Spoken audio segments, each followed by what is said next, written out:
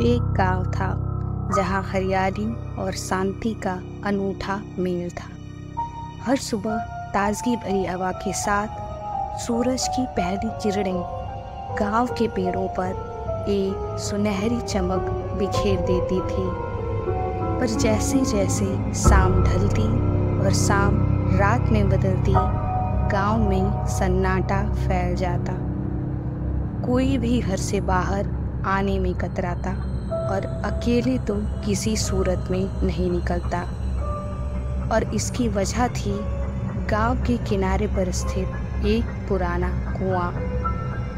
वर्षों से खौफ का प्रतीक बना ये कुआं अमावस की रात को और भयावह लगता। उस कुएं से आती अजीबोगरीब आवाज़ें रात के सन्नाटे को चीरते हुए जब कानों तक पहुंचती, लोगों के मानो रूह तक दहल जाती।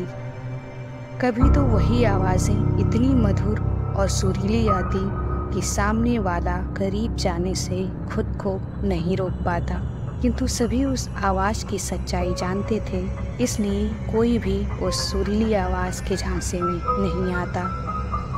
गांव वालों का कहना था कि ये कुआं श्रापित है।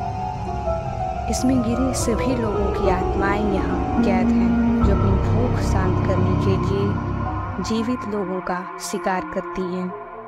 पास के पेड़ों पर बैठी काली चील, घना बरगद का पेड़ और उसकी लटकती शाखाएं उसे और भयानक मंजर देती हैं।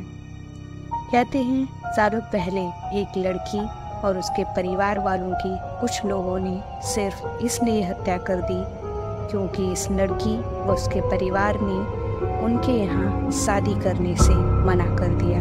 उन लोगों ने उस परिवार की बुरी तरह हत्या करने के बाद इसी कुएं में डाल दिया।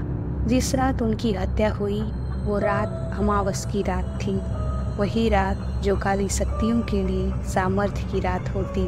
धीरे धीरे गांव से लोगों के लापता होने की खबरें आने लगी। कोई समझ नहीं पा रहा था कि इसकी वजह क्या है।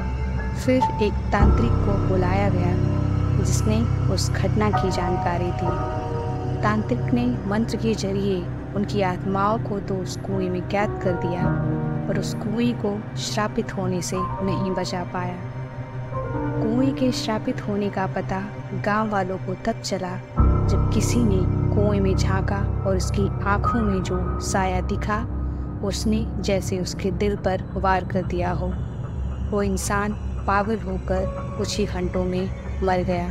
कुछ लोगों का ये भी मानना था कि आत्माएं कुएं के पास घूमती नजर आती हैं, जो धीरे धीरे हवा में गायब हो जाती हैं। उस परिवार के साथ बहुत बुरा हुआ, लेकिन उसकी सजा वो गांव वालों को क्यों दे रहे थे, जानने के लिए देखें अगला भाग।